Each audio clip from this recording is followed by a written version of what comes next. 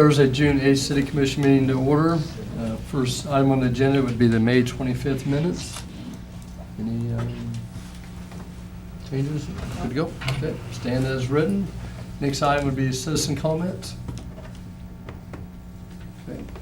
Seeing none, next item would be employee promotions and new hires. Hi everyone, my name is Tim Huck. I'm the water superintendent, and I brought with me our newest employee. His name is Steve Worth. He's our new evening relief operator. Previously he worked for TMP for a couple of years, but before that he worked for the city of Hayes for 15 years as a water operator. So he's very experienced. He doesn't need any training. He just walked in and acted like he never left. So. Very good. Welcome back. Welcome back. Yeah, good to have you. Good. Thank you. Thank you.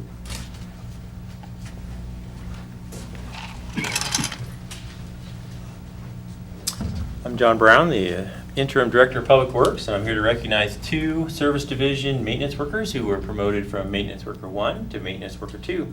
First is AJ Wickham, and actually today is her 2-year anniversary of employment. She was hired June the 8th, 2015. And Patrick Martin has been with us just about a year, and both of them met the qualifications, the criteria to get promoted.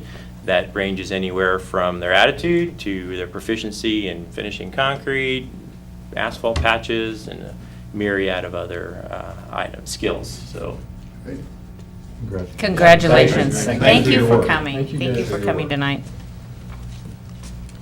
I have to admit, that's my new favorite item on the agenda. I love getting to meet you guys, so thank you guys for coming. I appreciate them taking their personal time Absolutely. to come meet a group of people on television. Yeah. Absolutely. All right, next item on the agenda would be the consent agenda. Have some approvals. Motion for approval. So moved. Second. Jacobs. Okay, motion by Commissioner Jacobs, second by Commissioner Myers. All in favor of the motion, say aye. Aye. This is 5-0. Finished business, nothing. New business, next item on the agenda, commercial insurance renewal, 2017, 2018.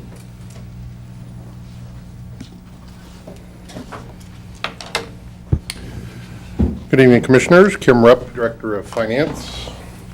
City's commercial insurance package will expire on July 1, 2017. Requested package quotes from 5 carriers by A.J. Gallagher included Travelers, Allied World Assurance, Trident, Brit, and Midwest Public Risk, or MPR. That resulted in 2 responsive and responsible bids, one from the incumbent in the amount of $218,088, and the other one from MPR for $196,661. So we're very pleased with this. Basically a flat increase, just $441. We're very happy about this bid, obviously, but we are ecstatic about the opportunity to move away from Brit. We've had some problems with claims processing, and so we're very happy to maybe get an opportunity to work with someone else. A couple items I wanted to point out in the pricing.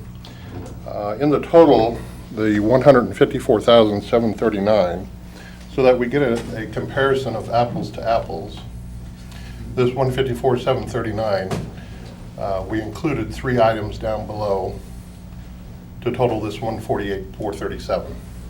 So you'll see that there was a 4.2% increase there.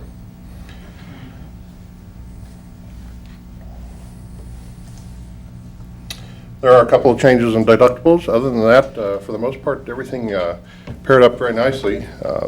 Those changes include law enforcement. The law enforcement liability deductible will go from $5,000 to $10,000. That is actually down from the renewal quote we got from Brett. They were proposing $25,000 on that, so we're happy about that. And then the auto liability will actually go down from $2,500 to $1,000. I don't have much about that. It's a great bid. We're happy with it. We're happy with how everything paired up across the board. So basically, we're just asking you tonight to authorize the city manager to renew the 17-18 insurance package. for $196,661 with NPR. Mr. Chairman, I move we authorize city manager to renew the 2017-2018 insurance coverage with Midwest Public Risk in the amount of $196,661 to be funded from the intergovernmental insurance and surety line item. Second. Okay, motion by Commissioner Swaller, second by Commissioner Jones. Appreciate the work that you and the broker did, particularly the broker in bringing us this one, because to go with Brit again would be expensive and not so good. So thank you for your hard work on this. Thank you. Yeah, thank you, Kim. Thanks, Kim. Yeah, I think it's important to point out that this is within $200 of what our premium was 4 years ago, looking at the history. Yep. So, I mean, that's pretty amazing. But I guess when you're allowed to buy insurance across state lines and choose your own coverage and your deductibles and not have things prescribed to you by the federal government, this is the result that you get. Yep. Well, political statement notwithstanding, that's interesting. Okay, all in favor of the motion, say aye. Aye. Aye. Opposed, nay. It's 5-0. Thank you. Thank you, Kim. Next item on the agenda, fire department pumper ladder truck replacement. Are you as excited tonight, Chief, as you were last week? He's dressed up. He's even more dressed up than he was last week. Yes. He was pretty excited last week. He's excited. Thank you, Commissioner. Yes. Commissioners, I'm Gary Brown, I'm the fire chief, and tonight, staff is requesting to replace the 2002 pumper ladder truck ahead of schedule to improve our fire truck fleet management and better control costs. This is a matter the fire department's been looking at since 2015, so there's been a lot of careful deliberation in this regard. The city fire truck fleet, the city fire department operates 5 combination fire trucks to maximize the effectiveness of our staffing. The most expensive resource we have is our firefighters. We want to provide our firefighters the right fire trucks so that they can be the most effective. And we team together a pumper ladder truck and a rescue pumper truck in order to have a complete toolbox with the on-duty shift to have all the equipment they need. This discussion doesn't include the 2 airport fire trucks that we have. They're replaced based on an FAA schedule. For the best credit for our fire insurance classification for the city, we would operate 4 pumper trucks and 2 pumper ladder trucks. We expect to get credit for the county fire department's pumper truck as if it was our own as part of the automatic aid program. It's one of the benefits of that. So this fleet is really pretty much the right size for our city. The fire trucks get very light service. They don't wear out. They become parts, safety, or mission obsolete. The 2 ladder trucks, the 2 pumper ladder trucks that we have, obviously ladder 1 is a larger, heavier, more complex pumper ladder truck. We're proposing it to replace it with a truck more like the ladder 2 now, ladder 1 is has a 104-foot aerial platform, and if you see the platform on the front of the vehicle, that makes it much more complex, and it requires a much heavier aerial ladder to support it, which puts it on a heavy-duty tandem axle chassis. The 2002 pumper ladder truck replaced a 1968 75-foot aerial platform. Ladder 2 has a 75-foot aerial. It's a lighter duty equipment. It has 10 years of service, and it replaced a 1974 55-foot pumper ladder truck. The one thing about the ladder trucks that are important to us is they carry longer ground ladders for buildings that are 3 and 4 stories tall. The pumpers carry 2-story ladders. So these trucks carry longer ground ladders, plus obviously the aerial ladder for access to buildings over 2 stories tall. Also, the ability to have the elevated fire stream of 500 to 1,000 gallons per minute, so that if we had a fire, let's say in downtown, we could set that up, stick it through a window, and put water from the front to the back of a building and perhaps save a downtown block. Or in a residential neighborhood where there's a house on fire and perhaps the houses on both sides are catching fire and the house behind is catching fire, the 5 firefighters on duty can put that ladder up, sweep a wide area, and stop that fire spread with that available staffing. So the one thing about ladder trucks, though, is they have limited reach based on the size of the device, so they have to be in there first. We can always extend more hose to get to where the fire is, but The aerial ladders are fixed, and they have to get into the fire building first. The city's insurance public fire protection classification would indicate that we would need a ladder truck if we have 5 or more buildings that exceed, or that are 3 or more stories tall, or that exceed 3,500 gallons per minute fire flow. And those 3,500 gallon per minute fire flows would be larger buildings where fire streams from the outside would not penetrate, and you need to get up and above to drive down into the center of the building. And if you have one, you have to have 2. So obviously, when they're down for maintenance, you have a spare that can run, go help your neighbors for mutual aid. You have a spare to do that. But the most important thing is, in an actual building fire or a fire in a city block, let's say, you can cover all 4 sides of the building with 2 ladder trucks. And in the illustration we have, if you will, you're looking down at a fire building, and the turntables of the 2 ladder trucks on opposite corners, so that the aerial ladders can operate on both sides of the building that they have access to. There are 4 reasons that we think are good business reasons to take this action now, and the remaining few slides will cover each of those reasons in depth. The first is we need a truck that's a bit more compact, better to serve this community. The ladder 1 that we're talking about replacing has requires a 20-foot jack spread to set it up. And there's also 4 jacks on that truck. So if we're talking about a narrow street with parking on it, finding a place that we need to put the truck and having enough room to set out 4 jacks, there's a lot higher probability that we'll be blocked out and won't be able to do that. The smaller 75-foot truck, and this is just a matter of physics, can be stabilized with 2 jacks. They have a 15-foot spread. So being able to drop those between 2 parked cars on a residential street or something would make that truck much easier to set up. Obviously, the truck we're bringing you tonight to talk about purchasing is more compact, so it'll better navigate city streets, especially our narrow streets. The second reason is, because of its size, it hasn't really been utilized like we would like. It has about half the use of the 2007 pumper ladder truck. We rotate fire trucks in first run service each month, and we do that effectively with the 3 pumpers, but because of the size of the 2002 truck, we haven't been able to do that as we would like. And we think that this will better enable us to manage the fleet by being able to rotate trucks in that first run service. Obviously, bigger, heavier truck is more expensive to operate, so it uses more fuel, and we spent about, the smaller truck is about 60% of the maintenance costs of the larger truck, so you can see that $4,000 difference. But more importantly, and with a bigger, heavier truck, we expect, as this thing ages, there's a lot more complex systems on it, and micro switches, electronics, those types of things to make it work properly. And we're expecting, as it ages, it's going to become much more difficult to maintain compared to the smaller, more compact truck over the years.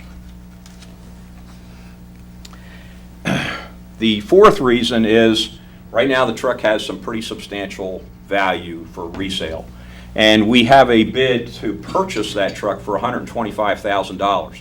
Given the $554,000 purchase price and the normal anticipated service life of a fire truck of 20 years, basically this bid is about 90% of the value of the remaining 5 years of service for this truck. So we think that this makes it possible to have a good business deal out of this for the city. But after this point, we think that the resale value of this truck is rapidly going to decline.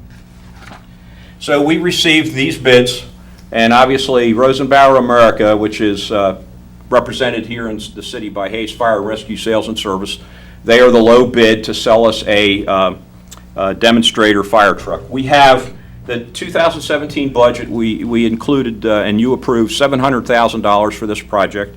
Our current balance in the new equipment reserve for the fire department is a little bit over $1.2 million. So, Rosenbauer America, this is a demonstrator truck. It was made in 2016. It has about 2,500 miles on it. All the fire trucks in our fleet have been purchased from Hayes Fire Rescue Sales and Service because they've been the low bidder every time. However, having a local dealer makes repairs and maintenance of this much easier than, having to send a truck to Salina or send a truck to Wichita or some other place. But you see, the other bids that we got were from dealers in Missouri. The Ferrara bid from Louisiana, that's their factory. They have no local dealers. Now, the proposals to buy the truck, you see the bids we got. The $125,000 is the high bid that we got for this truck. So the truck that we're talking about buying, as you can see, with the cab over, it's going to be much more maneuverable, single rear axle, lighter duty ladder, no bucket on the front. We think this would be much more appropriate for operating in the city. The options that staff sees in this matter is to purchase the new demonstrator truck from Hayes Fire Rescue Sales and Service, sell the 2002 pumper ladder truck to Giants of Mid-America based on their high bid. Final cost for the whole project, $476,850.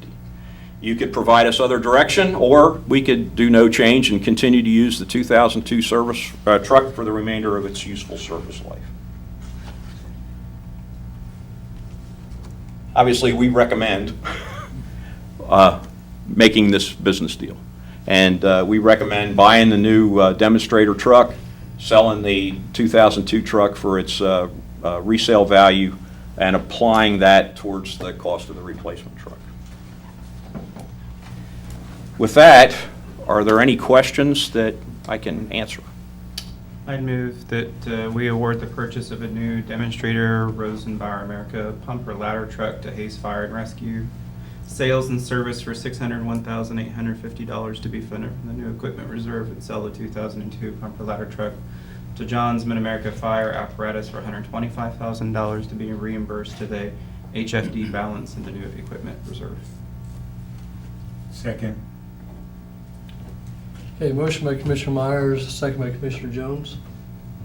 I just have one comment, Chief. I appreciate all the work that's gone into this. I think you've done a great job. The thing that really pushes me to say this is a really good idea is the amount of money you're getting for the existing truck. I think that's a really big deal, and congratulations on that piece. Thank you very much. Chief, I also appreciate the fact that we are going smaller. One of the, as I said last week, one of the major complaints or concerns that I hear is that we take the bigger truck out, which we have to do to keep it operating. It does use a lot of more oil and energy. It's more costly to keep it operating, so I really appreciate this decision. Thank you. Thank you. I know how detail-oriented you and your staff are, so I'm very content with the amount of thought that went into this, so I think it's a good deal. Good job. I would agree, and I appreciate Deputy Fire Chief Hagan's giving me a little tour of the two fire trucks today, looking at them, and to me it makes sense with a lot of our policies we've changed, smaller streets, be easier for them to maneuver around the streets, and I agree, you're getting a great deal for trading it in, so I think it's a great deal. So thank you for your work on that. What's the significant difference between the 2007 ladder truck and this one you're proposing to buy? Well, the 75-foot ladder obviously is shorter, but that allows it to be lighter weight, so it can get put on a smaller chassis with the single rear axle. The 75-foot ladder, and we wouldn't be here recommending this if we didn't think it was perfectly adequate to serve the needs of the city. So the difference is one's a battleship, and the other is a Well, I'm not destroyer. talking about sorry, Chief, I'm not talking about the 2002 that you're proposing The one we're to. keeping. Oh, The one you're keeping, what's Oh. the difference between that one and this one you're proposing to buy? okay, I'm sorry, I misunderstood your question. I probably didn't If I question it could right. just go back to the picture. Basically, from the cab back, nothing.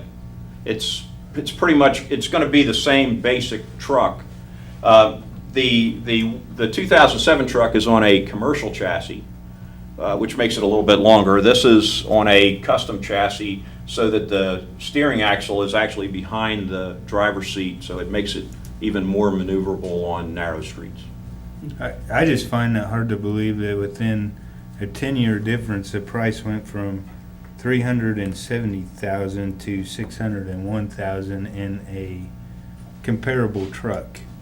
So you're talking about a $231,000 difference between ladder truck number 2 and this one you're proposing to buy in 10 years. I know inflation, but that's quite a bit of inflation for 10 years.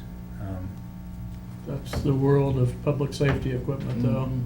Yeah. The big trucks like we have, correct me if I'm wrong, Gary, but are approaching $1 million for the truck we're trying to, if we were just to do a trade up and try to get something like that, you're approaching $1 million for those. Same with police cars. When we were buying these Impalas and upgrading them, the Impalas were what, $20,000 or something? Now the Explorer is 30-something, and then you still have to kit it out. Yeah. So the cost of everything has really gone up since 2007. We think that buying the demonstrator, and, in the past, the city's always bought Brand new. brand new apparatus. The demonstrator, we think makes good business sense because it's going to be titled to us as a brand new truck.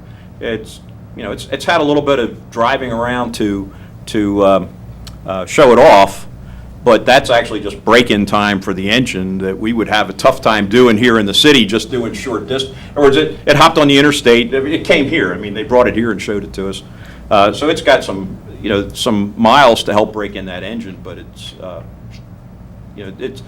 a better way of, it's a more efficient management of the money by what we're doing today, I think.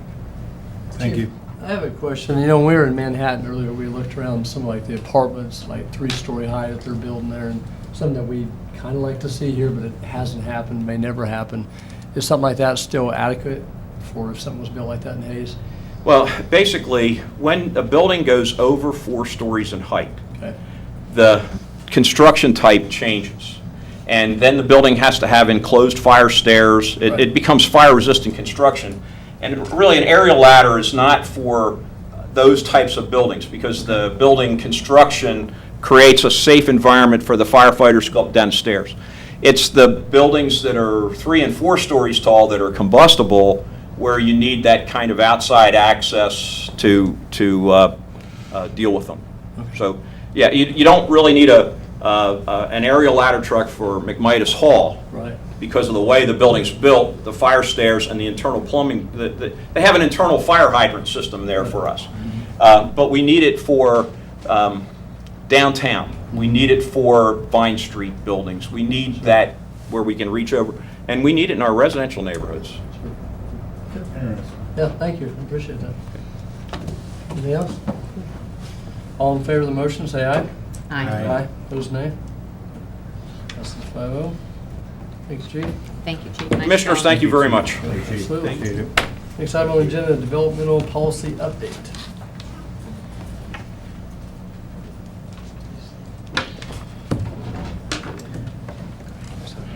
Good evening, Commissioners. I'm John Brown, the Interim Director of Public Works.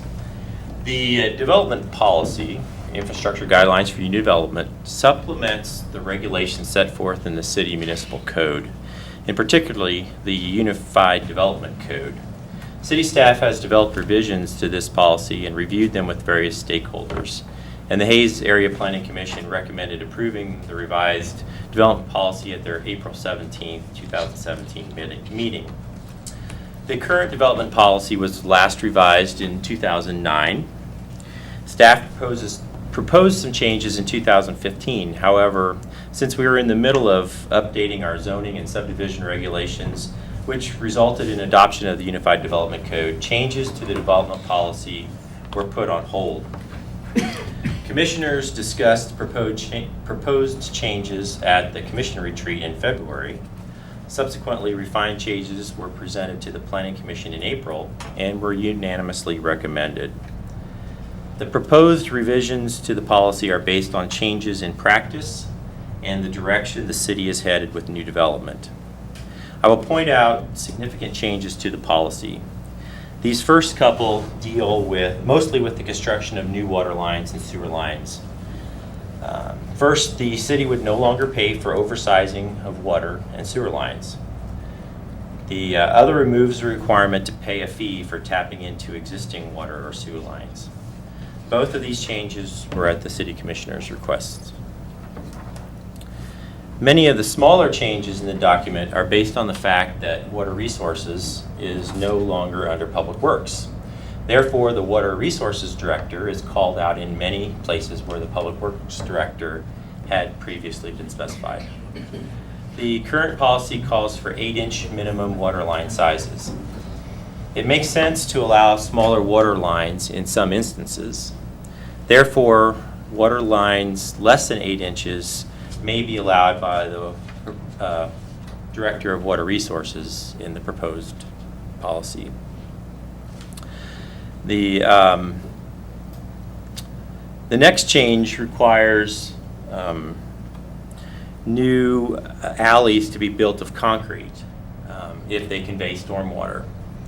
Unpaved alleys are a significant maintenance issue in the service division, and we regularly have to contend with them, particularly in times of ample precipitation, which we have recently experienced. The improvements to arterial streets would be required when the property along the arterial is substantially developed and annexed into the city. Traffic counts or road conditions warrant improvements, and sufficient funds exist to complete the improvements. Now I'll provide some details about pavement widths. Proposed street widths are narrower to reduce construction and future maintenance costs. Narrower streets also aid in traffic calming to reduce speeding. The proposed changes would allow for residential streets as narrow as 24 feet with no curb and no parking, or 30 feet in width if there is curbing and on-street parking. Note that these are minimum allowable widths. Similarly, collector streets with no curb and no parking could also be as narrow as 24 feet. This would be just like what was approved recently on 9th Street, east of Commerce Parkway in the heart of American development. Collectors with curbing and parking would be a minimum of 40 feet back of curb to back of curb, down from the 45 feet in the current policy. And arterial street widths would be based upon engineering study. There were clarifications made regarding subgrade treatments. And minimum collector street pavement thickness was increased from 8 inches to 8 inches from 7 inches in the current policy. Most recent reconstruction or repairs to collector streets have already been 8 inches. Again, arterial street pavement design would be based upon engineering study. There's also language added requiring a traffic impact study for development that would negatively impact peak hour traffic.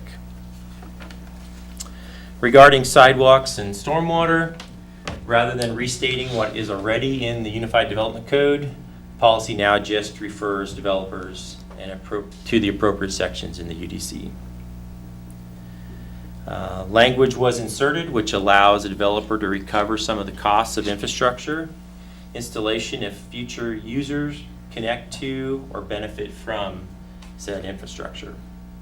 The burden would be on the developer to draft an agreement detailing the conditions for said reimbursement prior to project approval. The commission would be in a position to approve that agreement or otherwise. The current special assessment rate duration is 15 years in the current policy. Proposed changes would allow assessment for up to 20 years. This has been at the request of developers within the city. The section on annexation is deleted. Staff will consider a separate annexation policy in the future. And finally, a closeout section is proposed by staff to highlight an often overlooked end to the development process.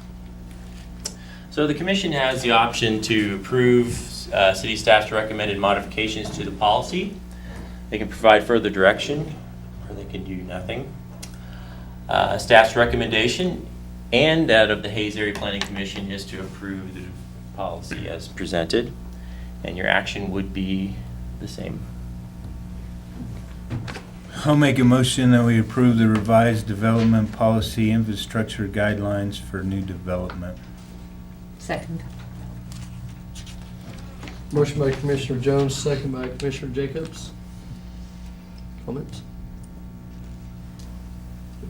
I'll say I think some of the changes hopefully will lower the cost to some of the developers and also the long-term cost to the city. So I really think this is a good thing that we're doing. All in favor of the motion, say aye. Aye. Aye. Opposed, nay. Passes 5-0. Thank you, John. Commissioners. Thanks, John. Next item on the agenda, public hearing for special assessments. Go ahead. You can open the hearing and then Kim will get up and talk about the Okay, I'll ordinance during it. open a public hearing for special assessments. The ordinance would be outside of the public hearing, so if there isn't anybody to comment, then it would take a motion to close, and then we'd go on to the. I'd move that we close the public hearing. Second. Motion by Commissioner Myers, second by Commissioner Swaller. All in favor of the motion, say aye. Aye. That's 5-0. Next item, ordinance levying special assessments.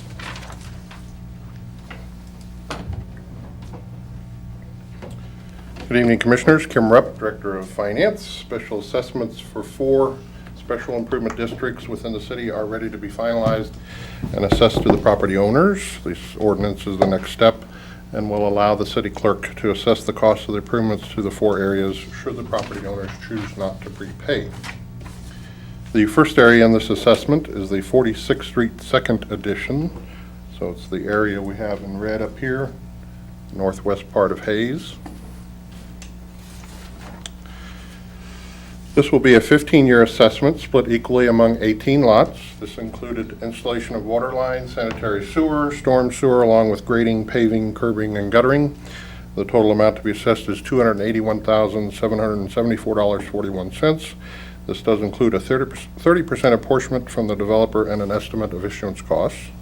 Current property owners of record will be mailed a notice of assessment and given 30 days to pay their assessment in full, which is proposed to be approximately $15,654.13 per lot. If they choose not to pay the assessment, proposed the cost of the improvements plus interest charges for the bonding of the project will be placed on the tax roll with Ellis County. First installment will be included with the 2017 tax statements included by the Ellis County Treasurer's Office in November of 17. This will before I go any further, this will include a bonding project that will come before you next week. It'll be a general obligation bond, and David Arterberry will be here to present that. The secondary is the assessment, this assessment is Kingsgate First Edition Phase 2. It's in the same neighborhood, right next to their first project they built up there in the northwest corner. This will be a 15-year assessment as well, split equally among 23 lots. This also included installation of water lines, sanitary sewer, storm sewer, grading, paving, curbing, and guttering. Total amount to be assessed is $533,978.86. Current property owners will be mailed to the same notification and be given the same 30 days to pay their assessment, which is proposed to be $23,216.47 per lot. Also, if they choose not to prepay, then they will also be assessed on the next roll. The third area in this assessment is the Tallgrass Edition Phase 5 out there in the east part of town. This will be a 15-year assessment split equally among 33 lots. Also included water, sanitary sewer, stormwater, grading, paving, curbing, and guttering for a total of $723,324.95. Also includes a 30% apportionment and estimate of issuance costs. They'll also be given a 30-day period to prepay, and their per lot approximation is $21,918.94.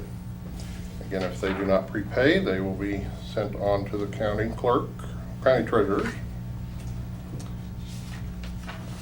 And finally, the fourth area is the S&W Alley pavement that's in the middle of town. This one's a little different.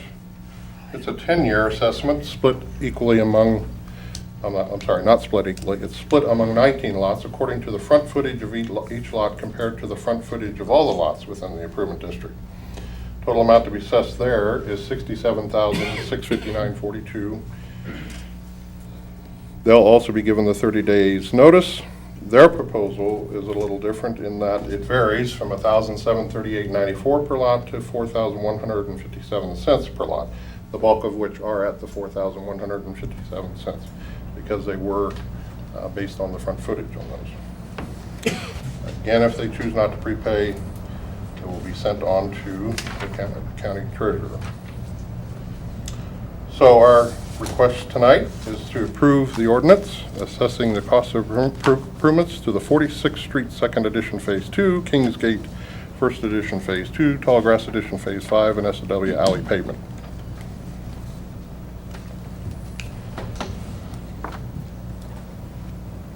I move we approve the ordinance assessing the cost of improvements to the aforementioned properties. I'll second. Okay, motion by Commissioner Swaller, second by Commissioner Jacobs. Any comments? I just have one question. What percentage of people actually prepay? Very few. I believe we had one on the last assessment, and we do have one that showed interest on this one. Okay. Thank you. That's interesting. All in favor of the motion, say aye. Aye. Opposed, nay. It's 5-0. Report of the city manager. I have nothing to report. Okay. Commissioner Jacob? Just a short comment. Last week at the work session, we had a wonderful presentation, though it was short, by Jeff Boyle on behalf of the 40 and 8 group. And I was really impressed. I'm big on getting collaborative efforts, and I found out Jeff was still working with them this week to get this done. They've also, I've heard that Lee Dobratz from the Historical Society has offered to write the grant for them to the Hanson Foundation for some of the funding that they need. They called, and it was a little bigger than Heartland can handle, but it went to Dane G. Hanson. And I just think that kind of collaboration between our staff, people in the community, other organizations, that's how things get done quickly, and I want to congratulate all of them. I want to thank Jeff for his efforts. Absolutely. I don't have anything. Also like to ask if we could put, what is it, Veterans Memorial Park, the park off of Haney, if we could put that on a future work session, perhaps in August, to discuss some other possible improvements by a local group. Good. Thank you. I have nothing. We're adjourned.